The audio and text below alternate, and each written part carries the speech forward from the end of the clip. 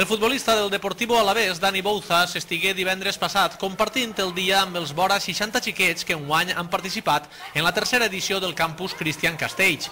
Bouzas va visitar el casal de la Falla Ronda Bernat Aliño.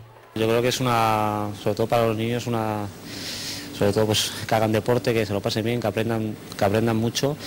Y luego es una experiencia, una convivencia, yo creo que muy buena para ellos.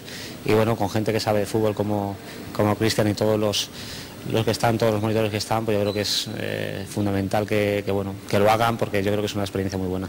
Hi ha hagut un circuit que han fet per l'esperar, tenien que anar a proves, i hi ha hagut una que tenien que pegar-li a l'esquadra d'una porteria gegant. I l'he pegat 3 vegades, soc el millor. Anar a la piscina, fer l'entrene i anar d'excursió. Este campus m'està pareguent molt divertit, estem fent molts jocs divertits, estem nedant, estem jugant a futbol i ens estem divertint molt. Tirar a porteria. El campus Cristian Castells va baixar el teló dissabte passat amb una festa de cloenda, a la que assistiren els xiquets i els monitors. El futbolista sorcà Cristian Castells va valorar positivament l'edició de 2010. Enguany estic molt content perquè, inclús sorprès, perquè la base dels altres anys s'ha fet sobretot al monitor, la direcció tècnica del campus, treballant amb més tranquil·litat i així tot estarà prou rodat.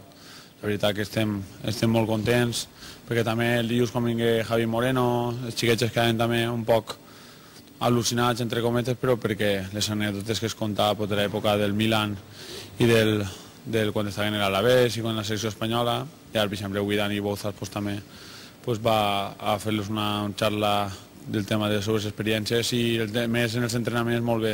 Veus els xiquets com fiquem de la seva part, van millorant, sobretot tècnicament, que és el que més ens hem basat, en la tècnica, i també ha sigut sensacional el taller faller i el trinquet a Sueca, que Adrià ha estat ahí, s'explica com se juga a pilota i els xiquets inclús han jugat a pilota. Cristian pensa ja en l'edició de 2011.